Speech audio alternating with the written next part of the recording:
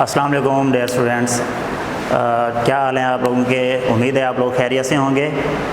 हम जो है बायोलॉजी के बारे में पढ़ रहे हैं। तो आज का जो हमारा टॉपिक है दैट इज़ मुस्लिम साइंटिस्ट, जो कि बायोलॉजी में जिन्होंने बड़ा अहम रोल प्ले किया है, तो उनको हम स्टडी करेंगे कि कौन कौन से मुस्लिम साइंटिस्ट जिन्होंने बायोलॉजी में अपना रोल प्ले किया।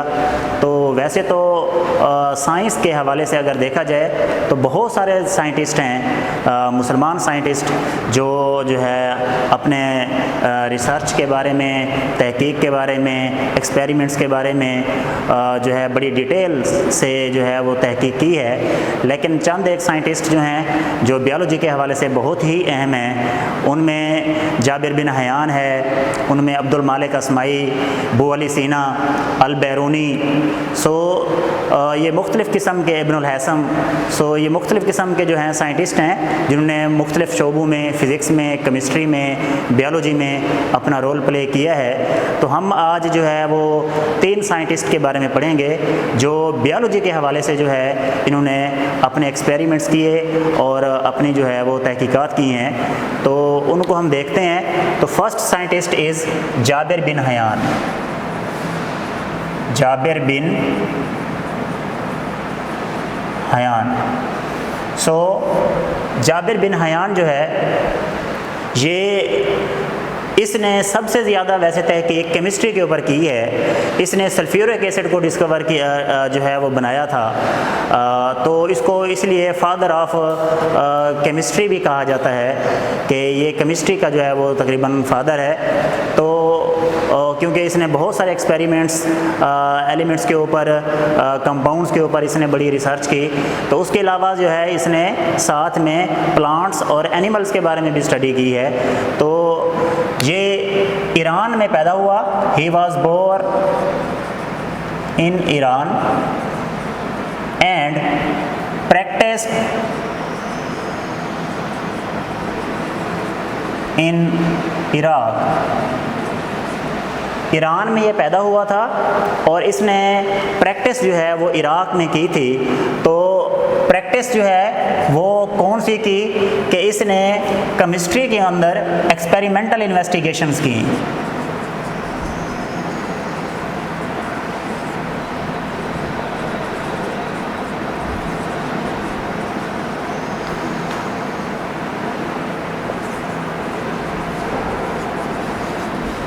एक्सपेरिमेंटल इन्वेस्टिगेशंस इन केमिस्ट्री के अंदर इसने बड़ी तहकीकात की, बड़े रिसर्च की, बड़े एक्सपेरिमेंट्स किए।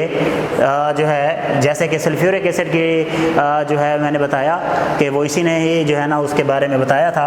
उसके अलावा जो है इसने प्लांट्स और एनिमल्स के बारे में भी स्टडी की, और प्लांट्स के बारे में जो स्टडी की उसके ऊपर इसने एक बुक लिखी थी। उस बुक का नाम था अल नबातात। और जो एनिमल्स के ऊपर किताब लिखी इसने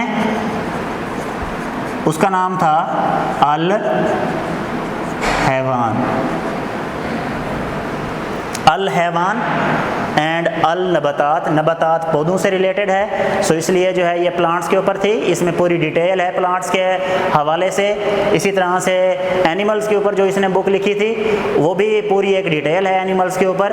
तो उसमें एनिमल्स की जो है वो करैक्टरिस्टिक्स बताई हुई हैं, उनकी क्या खसूसियात हैं, किस तरीके से उनकी ब्रीडिंग होती है, सब कुछ जो है उसमें बताया हुआ है। तो उसका नाम है अल हैवान। तो this is the role of Jabir bin Hayyan in biology. उसके बाद एक second scientist that was Abdul Malik अस्माई।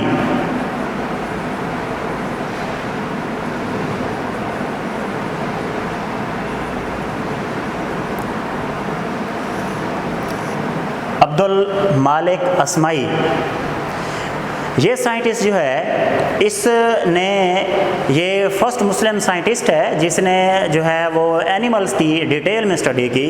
So he is the first Muslim scientist who studied animals in detail. इसने डिटेल में एनिमल्स को स्टडी किया और तकरीबन जो है वो हर एनिमल के ऊपर इसने अलग से बुक पब्लिश करने की, अलग से बुक लिखने की इसने कोशिश की, जिसमें जो है वो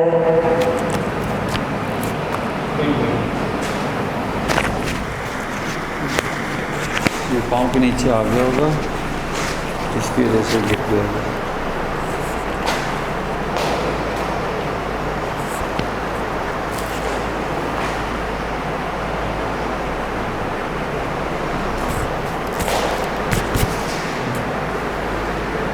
करूँ शुरू? अब्दुल मालिक ये कहाँ कह रहे थे कि हर एनिमल के बारे में। अच्छा। तो इसने तकरीबन हर एनिमल के बारे में अलग अलग से बुक पब्लिश करने की, बुक लिखने की इसने कोशिश की, जिसमें जो है मुख्तलिफ बुक्स इसने लिखी हैं। तो इसके जो है एक बड़ी फेमस बुक दैट इज़ अल एबल। इसके जो है ये कैमल के बारे में है, ऊंट के बारे में है। ऊंट के पूरे एक्सप्लेनेशन जो है वो इस बुक के अंदर मौजूद है। इसके अलावा जो है इसने एक और किताब लिखी अल खेल। इसमें इसने हॉर्स की डिटेल लिखी। इसी तरह से इसकी थर्ड बुक दैट इज़ अल वहूश। This is about the animals. बाकी जितने भी एनिमल्स हैं उनकी डिटेल जो है वो इस बुक में है, अल वहूश के अंदर है। और इसने इंसान के ऊपर भी एक किताब लिखी थी दैट वाज खालकल इंसान। खालकल इंसान के इंसान की तख्लीक कैसे हुई, इंसान किस तरह से बना, वजूद में आया, और जो है उसके बारे में सारी की सारी जो तहकीक है वो खालकल इंसान, इसने एक बुक लिखी, इसके अंदर मौजूद है। सो ये इसकी तकरीबन जो है वो 4 बुक्स बड़ी मशहूर बुक्स हैं जो कि इसने जो है फुली डिटेल के साथ इसमें एनिमल्स की, इसमें कैमल की, हॉर्स की और इंसानों की जो है वो खुसूसियात के बारे में लिखा है। थर्ड जो साइंटिस्ट है दैट इज़ बू अली सीना।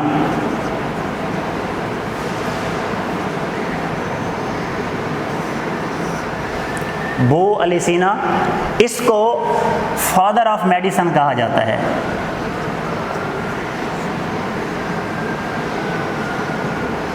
फादर ऑफ मेडिसन, ये तिब का जो है वो महर था। इसने तिब की बुनियाद रखी, यानी तिब मेन जो फिजिशियन होते हैं, डॉक्टर होते हैं जो इलाज करते हैं, उसका ये बानी था।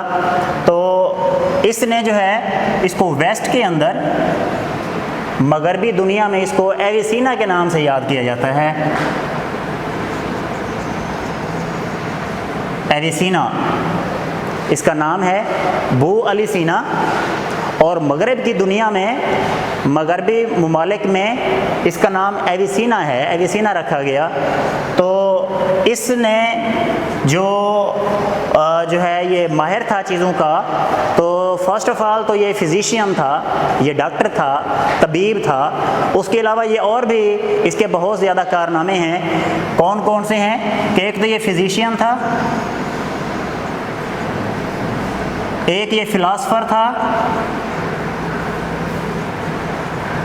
इसी तरह से ये एस्ट्रोनॉमर था,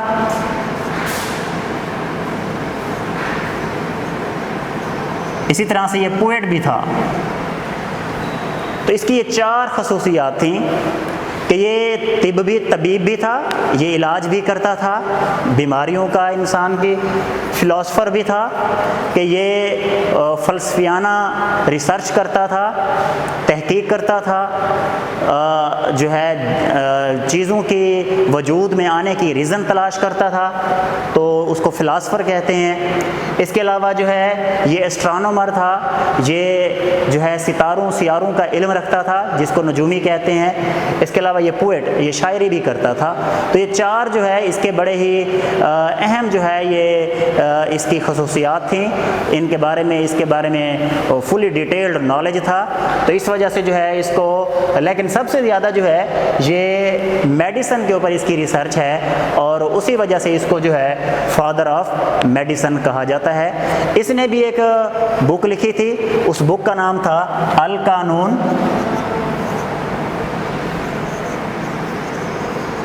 फ़ी अल तिब।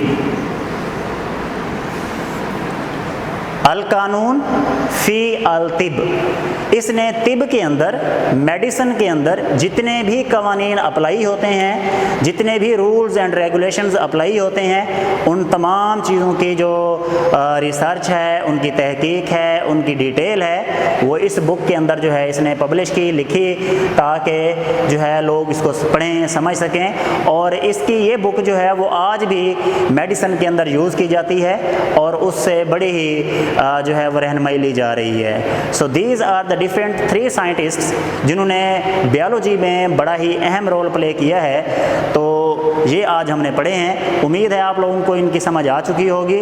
तो इसके अलावा इंशाल्लाह जो है वो नेक्स्ट टॉपिक के साथ नई वीडियो में इंशाल्लाह हाज़िर होंगे। तब तक के लिए अल्लाह हाफ़िज़।